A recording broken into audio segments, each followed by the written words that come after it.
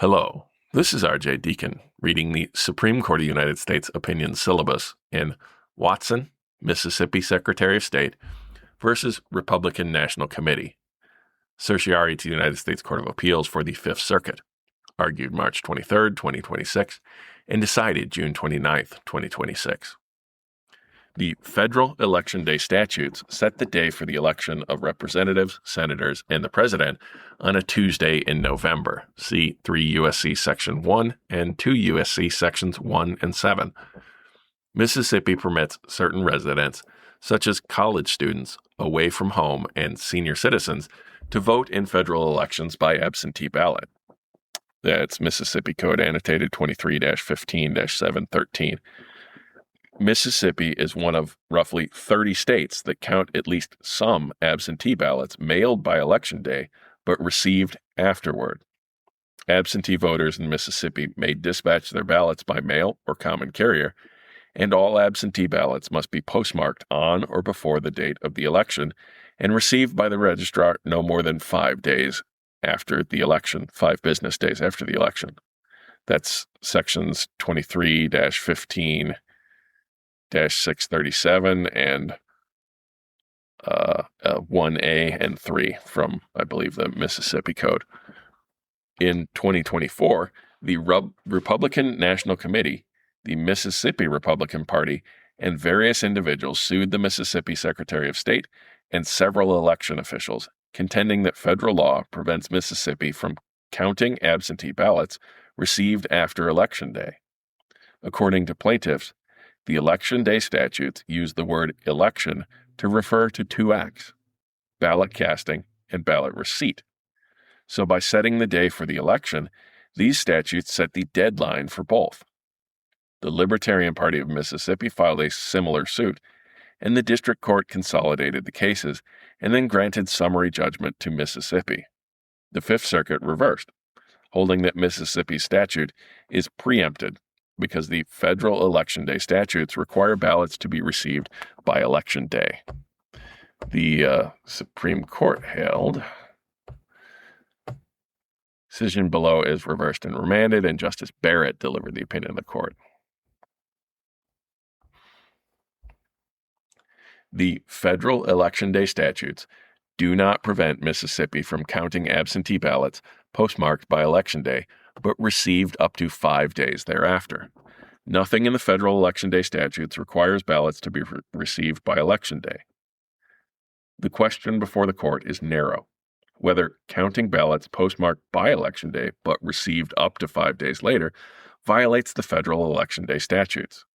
Plaintiffs do not challenge the general practice of absentee voting, the use of the Postal Service or common carrier to transmit ballots, early voting, or the counting and certification of votes after Election Day.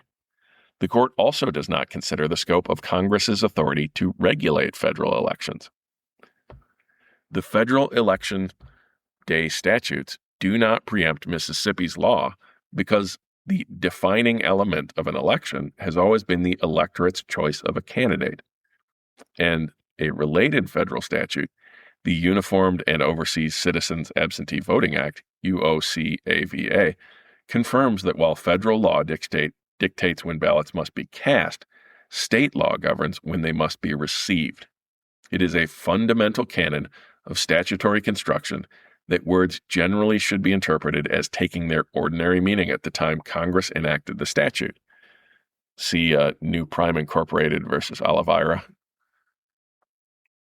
At all relevant points, the word election was understood to mean the act of choosing a person to fill an office.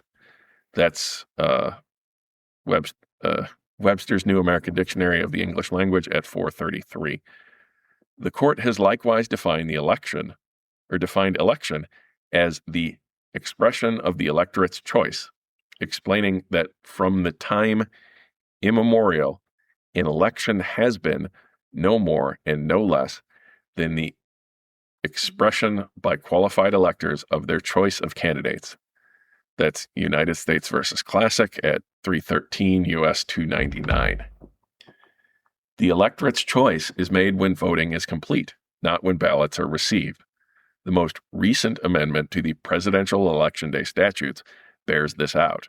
While inserting the phrase election day into the statute and marking that date as a specific Tuesday, Congress also provided that when states modify the period of voting in response to certain force majeure events, the term election day shall include the modified period of voting. It's 3 U.S.C. Section 21 at 1. That Congress defined Election Day with reference to voting indicates that voting is the act governed by the statute.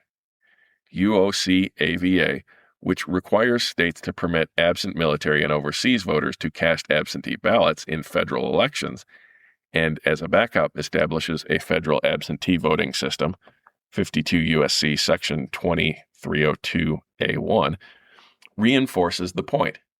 In detailing the system, UOC-AVA repeatedly presupposes ballot receipt is a matter of state law. For example, to avoid any double counting, UOC-AVA provides that federal absentee ballots shall not be counted if a state receives the voter's state absentee ballot by the deadline for receipt of that ballot under state law, Section 2303B3. If the Election Day statutes established a nationwide ballot receipt deadline, UOC-AVA's reference to state ballot receipt deadlines would make little sense. Finally, this interpretation is consistent with the Constitution's requirements for the Electoral College. The Constitution requires the day on which the electors shall give their votes to be the same throughout the United States. It's Article 2, Section 1, Clause 4, but says nothing about the day for receipt. The Constitution thus envisions a system in which receipt of votes is necessarily divorced from voting, and it sets the crucial uniform day as the day of voting while leaving receipt to happen later. The federal Election Day statutes follow the same pattern.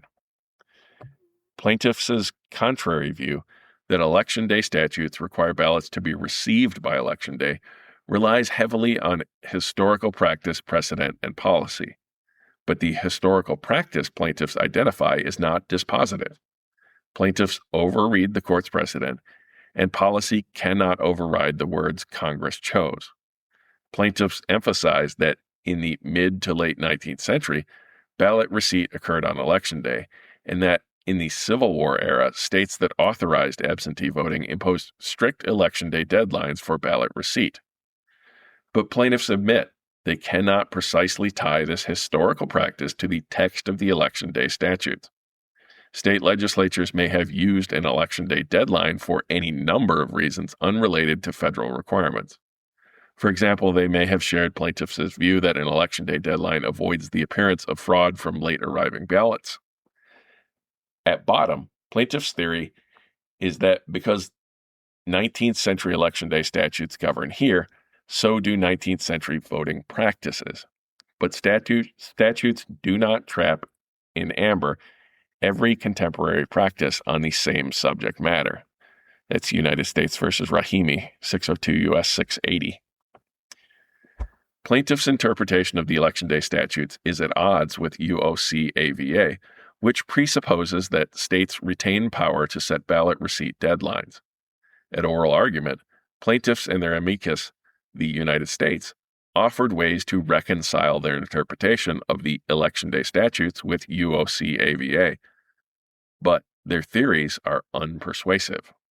Plaintiffs argue that Foster versus Love's definition of election as the combined actions of voters and officials meant to make final selection of an office holder must mean the combined actions of ballot casting and receipt, 522 U.S.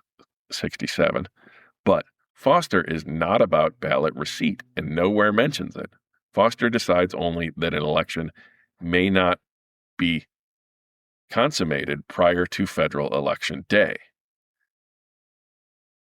That's the same at 72 Note 4, and specifically refuses to isolate precisely what acts a state must cause to be done on Election Day.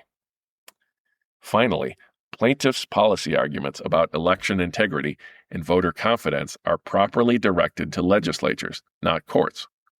See, for example, SAS Institute versus Icanu. And regardless, plaintiffs' definition of election would do little to address the concerns they identify.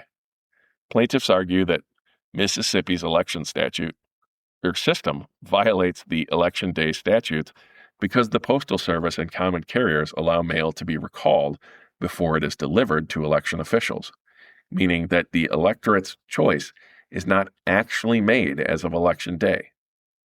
Even if plaintiffs are right about Mississippi law, they would still lose the challenge they have pressed in this litigation, that post-election day ballot receipt is itself unlawful.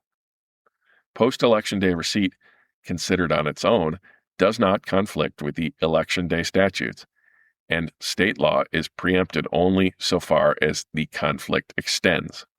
That's Foster 522 U.S. at 69. The decision below is reversed and remanded. Justice Barrett delivered the opinion of the court, in which Chief Justice Roberts and Justices Sotomayor, Kagan, and Jackson joined.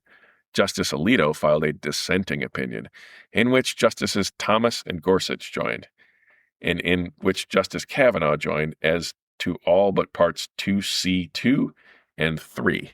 Thanks for listening.